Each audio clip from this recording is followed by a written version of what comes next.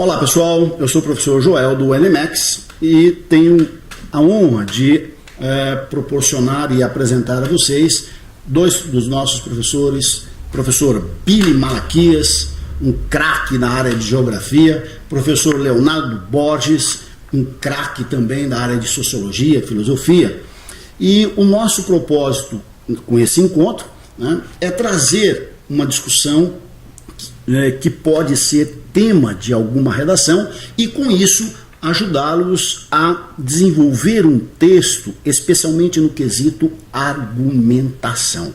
Então, nós escolhemos como tema desse encontro meritocracia, que está na agenda do Brasil.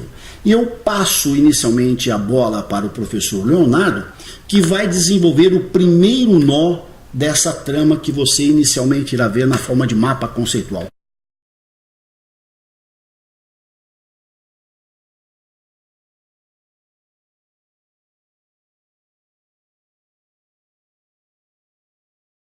Muito bem, como vocês podem perceber, nesse mapa conceitual nós temos o grande nó é meritocracia e o primeiro nó que nós vamos desenvolver, essa relação, é a definição.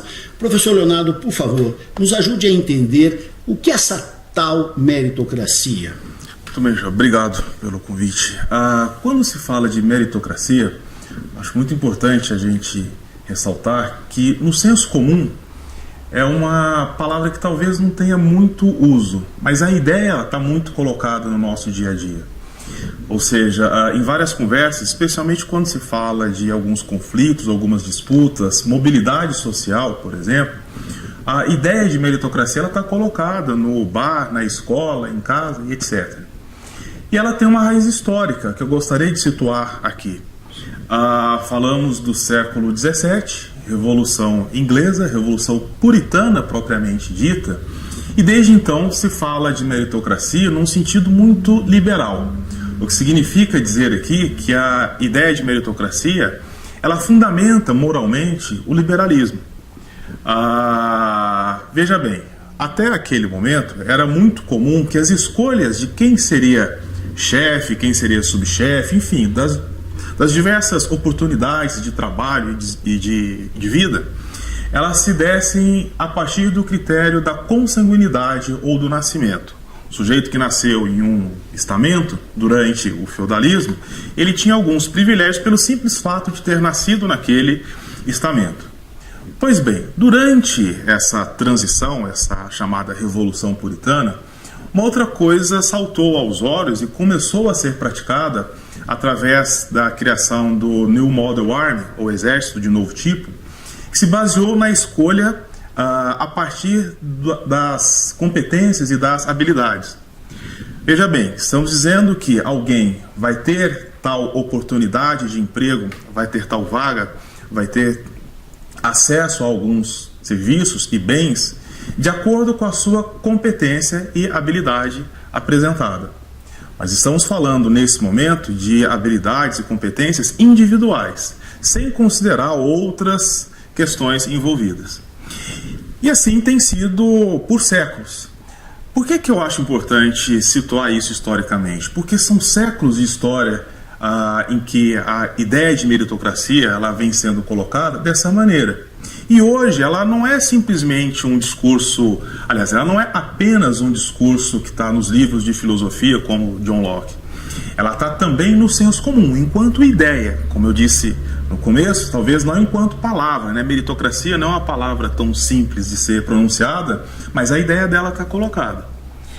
Bom, hoje em dia é muito comum, tá, no nosso dia a dia, as pessoas entenderem que, olha, se eu tenho um resultado superior ao meu concorrente, eu tenho mais mérito. E aqui está a manifestação da meritocracia, dessa ideia de meritocracia. Muito interessante, professor Leonardo, muito interessante essa definição histórica. Muito bem, eu vou passar aqui a bola para o professor Billy Malaquias com uma provocação, se me permite, meu querido Billy. Será que nós podemos dizer que essa tal meritocracia a que o professor Leonardo se refere, ela existe de fato no Brasil, institucionalmente ou não? Como você encara essa questão? Bom, eu acho que a gente deve entender a meritocracia como algo que está presente no dia a dia das pessoas. Como o professor Leonardo bem disse, a meritocracia ela tem lá, se localiza historicamente lá no iluminismo, numa perspectiva de uma sociedade que vai se organizando para o mundo do trabalho. E aquilo que vai dar motivação para as pessoas é exatamente a chance de você deixar uma condição de servo e se tornar senhor. Todo o ideário iluminista de liberdade, fraternidade e igualdade dialoga diretamente com o mundo do trabalho. Então, a ideia de mérito, ela está vinculada a isso, ou seja, um esforço pessoal que possa ser reconhecido, entendeu? Durante toda uma trajetória. Agora, Joel, você adjetivou a palavra meritocracia e você adjetivou a palavra institucionalmente. A meritocracia que nós estamos nos referindo aqui é aquela que é individual. Eu acho que essa existe, né? Existe entre, por exemplo, os estudantes que passam e os que não passam. O que faz com que uma pessoa passe e outra pessoa não passe são as oportunidades que muitas vezes se manifestam de uma forma desigual. Então, a oportunidade, ela precede a ideia de meritocracia. A gente talvez só pudesse falar de meritocracia num país tão desigual como o Brasil, se de fato as oportunidades fossem iguais a todos. Interessante, mas quando você se refere ao fato de que existe, digamos, uma meritocracia individual daquele menino esforçado, daquela menina estudiosa, etc. e tal, nós estamos falando de algo muito diferente do que está sendo colocado do ponto de vista institucional, certo? Quer dizer, a minha pergunta para você, por favor, eu gostaria de uma certa objetividade, meu caro e querido Billy, quer dizer, nós podemos afirmar que no Brasil, institucionalmente, as pessoas ascendem por mérito, ou isto é algo que não corresponde? Institucionalmente, isso nós não verificamos. Nós não verificamos que a mobilidade social, a ascendência dentro das instituições, sobretudo das instituições públicas, pensando aí no âmbito dos governos, isso ocorra por mérito individual, isso ocorra por um conjunto de virtudes e de esforços, de competências e habilidades como essas apresentadas pelo professor Leonardo. Institucionalmente, a gente não pode falar de meritocracia no Brasil. Fundamentalmente porque, como você disse, as oportunidades deveriam preceder a própria meritocracia, né? Quer dizer, para a gente falar de meritocracia, você está dizendo que pressupõe-se oportunidades semelhantes, no mínimo. Sim. E isso seria o fundamento para justificar o fato de que institucionalmente não haveria. É isso, professor? Sim. O professor Leonardo ele tangenciou exatamente essa ideia, que é a ideia de que em condições iguais, e condições iguais é um conjunto de coisas, né, que favorecem ou que possibilitam uma trajetória. Vai desde da sua trajetória escolar, que em número de anos pode ser igual para todo mundo, mas que pode se diferir em relação à qualidade da escola em que se estuda, ao capital social e cultural que se acessa. Então, o acesso desses capitais sociais e culturais, entendeu? E mesmo espaciais, né? Considerando que os lugares são dotados de mais ou menos infraestruturas. Tudo isso contribui para que as trajetórias sejam desiguais. Entendeu? Então, pensar mérito antes de oportunidade, entendeu? Não me parece que não é correto. E considerando, entendeu, a maneira como no Brasil se transfere esse capital social, né? Esse QI, né? Esse que indica, é muito difícil falar de mérito institucional. Entendi. Interessante, muito interessante. Muito interessante. Eu vou agora também fazer uma provocação para o professor Leonardo, trazendo aqui um caso muito interessante, porém bem representativo, que circulou intensamente nas mídias, né? Jornais, etc. e tal, que foi o caso de duas juízas, né?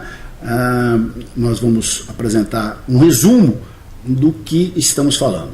Temos o caso de duas juízas, em que uma delas defende a tese de que não há meritocracia e o caso dela, né, é bem representativo. Por quê? Porque ela nasceu numa família de classe média alta e conseguiu acessar o cargo. Por quê? Porque tinha condições, boas escolas, saúde, educação, e portanto ela não se sentia, teria acessado por mérito próprio. E uma segunda juíza diz que não, que há sim meritocracia, e ela cita o caso dela, de família muito humilde. Ela descreve a sua trajetória como uma trajetória muito difícil. A mãe, uma trabalhadora, em circunstâncias muito difíceis, ela diz que há sim, que ela conseguiu por mérito próprio, porque ela se esforçou, porque ela estudou, ela não tinha final de semana, etc. E tal.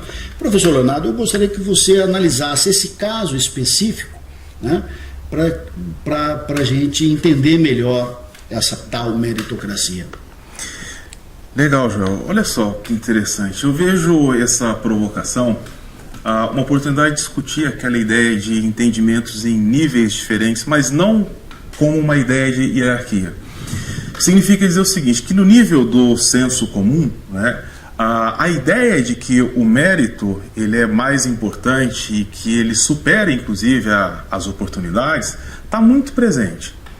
Mas já há uma série de outras análises mais recentes, né, que rediscutem, ou melhor, que ressignificam a ideia de mérito, exatamente submetendo à questão das oportunidades, como bem colocou o professor Billy. Então, veja bem, nós temos dois casos, né, duas juízas, né, em que as duas têm trajetórias diferentes, e o resultado podemos dizer que é o mesmo, são juízas, portanto elas ascenderam socialmente, tá, ou fazem parte de uma certa elite nacional. A questão é, será que o mérito é algo com o qual nós nascemos? Ou será que ele é adquirido, ele é desenvolvido ao longo da vida? Partindo do pressuposto de que nós desenvolvemos merecimento, tá? Eu entendo que nos dois casos, uma série de eventos aconteceram ao longo da vida, e aí seria necessário investigar com muito mais profundidade, né, do que o que está presente nas mídias, as trajetórias das duas juízas. Porque muito provavelmente, isso não sou eu que estou aqui agora inovando, mas há um repertório acadêmico que vai desde pelo menos Pierre Bourdieu na década de 60, informando que o sucesso acadêmico, acho que nós também estamos falando disso, ele é desenvolvido ao longo das trajetórias individuais, e ele passa por uma série de oportunidades, uma série de, digamos, de serviços que são apresentados, oportunidades que são aproveitadas, não é? Eu tenho visto várias pessoas que vêm de estratos sociais menos favorecidos e que conseguem, um indivíduo ou outro indivíduo, ascensão social. E na análise desses casos, é quase sempre muito presente uma série de oportunidades, uma série de sortes, poderíamos dizer isso, não uma linguagem acadêmica, né, que a pessoa aproveitou. O que eu estou querendo dizer com isso é que, do ponto de vista individual, nós temos leituras diferentes. Agora, quando se fala em política pública, eu entendo que generalizar a ideia de mérito como superior e anterior às oportunidades equivale a manter e, mais ainda, ampliar as desigualdades. É isso que tem acontecido, é isso que nós temos evidenciado. Muito bem. Eu fiz essa provocação trazendo esse caso porque eu confesso que quando eu me apropriei desse tema, dessa discussão, sim, eu fiquei intrigado, muito intrigado, né? Por quê? Porque, veja bem, né? E aí eu já passo a bola para você, professor Billy. Porque, veja bem, nós estamos falando de duas juízas, estamos falando de um tema, meritocracia. Pois muito bem, nós temos duas autoridades, né, que em torno desse tema têm visões completamente diferentes e usam dos seus exemplos, das suas trajetórias para defender aquela tese. Eu concordo com a meritocracia, que há meritocracia ou não há meritocracia, a partir dos seus casos. Professor Billy, e aí eu me pergunto, ora, se duas juízas, duas autoridades que no dia a dia têm a função de julgar, sentenciar, certo? Diferem sobre isso, a minha questão para você é a seguinte: bom, a partir desse exemplo, será que a gente não poderia transcender um pouco, ir um pouquinho além e dizer o seguinte: bom, se não há consenso nem sobre isso, entre duas autoridades, duas juízas, né? Será que a gente poderia dizer que dirá então da justiça?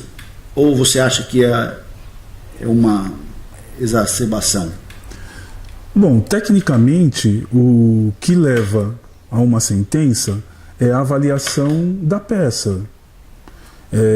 Então, tecnicamente, elas podem olhar para a mesma peça e aquilo que vai ser a sentença em si será produzida pela trajetória de cada uma. É a trajetória de cada uma que vai definir a sentença final. E isso tem a ver com a maneira como elas olham para a sociedade. E veja que curioso, né? Aquela que é de uma classe mais rica se vê numa sociedade desigual. Exato. Interessante. Ela teve as oportunidades todas oferecidas e consciência, né, e revela, em certa medida, um alto grau de compromisso com o país, porque reconhece os seus privilégios, ou o maior número de oportunidades que ela teve. E a outra também não está errada se a gente pensar que ela supera adversidades. Então, o que nós estamos vivendo, eu acho, nessas duas situações, é a dupla face de uma mesma moeda. É a dupla face de uma mesma moeda, né? Talvez até em situações opostas, né? Uma querendo reverter a sua situação de classe exato. E a outra negando a sua situação de classe, entendeu? Pois é, mas é curioso porque é simbólico, né? Esse exemplo, é muito simbólico. Duas autoridades. Sim. E aí eu me pego sempre perguntando, bom, diante de um mesmo caso, de um mesmo evento, de um mesmo latrocínio, roubo, que seja, certo? Avaliado por essas duas juízas, certamente teríamos sentenças ou vereditos totalmente diferentes. E aí, professor Leonardo, como é que fica? Aquele que foi condenado e o outro que foi eventualmente absolvido. Sim. Existe também um princípio liberal, né, disposto no nosso ordenamento jurídico, que trata das instâncias de juízo e de julgamento. O que significa que numa primeira instância o veredicto foi X, numa segunda instância pode ser menos X, pode ser Y ou algo diferente, né? Ou seja, o nosso ordenamento jurídico ele prevê instâncias em que possíveis equívocos possam ser corrigidos, né? Inclusive chegando ao Supremo Tribunal Federal, em que a decisão ela é dada coletivamente. Eventualmente por um único juiz. Determinados temas vão para o colegiado. Exatamente. Né? Isso. Isso é um artifício do nosso ordenamento jurídico, volto a dizer, não tem origem hoje, nós entendemos como legítimo. Interessante, professor Billy. Quer dizer que o fato de termos instâncias superiores é um atenuante que ajuda a, digamos, mitigar determinadas injustiças cometidas numa primeira instância. O que você acha disso? Esse atenuante ele é suficiente para equalizar? Olha, eu vejo, Joel, que há a possibilidade da correção das injustiças, né? Entretanto, a gente precisa pensar com quais valores essas pessoas serão julgadas, né? Nas instâncias superiores, né? Porque a gente está partindo de um primeiro veredito, ou de uma primeira sentença, que poderia ser dada por juízes distintas aí, sim, com visões de mundo distintas. Aquela pessoa, o réu, vai depender da sorte, né? Porque a situação de justiça no Brasil, em certa medida, parece ser menos técnica e mais de trajetória. Então, essa questão das instâncias superiores de recorrência, muitas vezes que demoram anos, né? Você acredita que não digamos, resolve o problema de eventuais diferentes decisões de primeira instância, considerando diferentes trajetórias. É isso que eu estou entendendo ou não? Chegou no Supremo Tribunal Federal, o sujeito pode recorrer até o Supremo Tribunal Federal e... Sim. Bom, se chegar no Supremo, chegar na última instância, o que eu vejo, eu repito, assim, eu acho que isso tem a ver, eu penso que isso tem a ver com a formação do juiz. Nós estamos falando de um caso genérico, obviamente, né? Uma situação hipotética. Nessa situação hipotética, é o peso, é a impressão, é a experiência de vida do juiz que vai avaliar tecnicamente aquilo que está sendo julgado. Nós partimos da meritocracia, né? Chegamos nessa questão... Em todas as instâncias. Em todas as instâncias. Em todas as instâncias. E eu só gostaria de digamos, temperar essa questão, lembrando que essa recorrência em outras instâncias, né, nos traz de volta o tema original, o grande nó original, que é meritocracia. Quer dizer, quem está lá na Suprema Corte? A pergunta é, quem está lá na Suprema Corte está lá por mérito? Que mérito seria esse? Que mérito seria esse? É uma boa pergunta essa, né, professor Leonardo? Considerando que são indicados, né? Pelo presidente da República. Nós estamos falando do A, B ou C. Todos ou todas são indicadas pelo presidente da República, né? Nossa, muito interessante isso, né? Porque abre-se uma nova perspectiva de avançar, né, nesse tema. Sim. A gente não encerra aqui. A gente não encerra, com certeza não. Pessoal, é isso aí. Espero que essa discussão ajude a elaborar o tema meritocracia. E eu quero me despedir agradecendo demais a sua, digamos, audiência, a sua visita ao nosso site. Acompanhe nos próximos encontros. Passa a bola para o professor Billy se despedir. Bom, eu queria agradecer aí a oportunidade de estar podendo contribuir aí com o repertório e com o argumento aí, principalmente para os estudantes aí que estão iniciando a sua trajetória aí, a sua vida estudantil e trajetória acadêmica. Professor Leonardo? Também agradeço a oportunidade e é isso. O debate tem aqui mais um ponto, mas ele não se encerra como foi evidenciado aqui. Muito bem. Lembre-se, redação no seu exame é absolutamente determinante, decisiva. Pense nisso.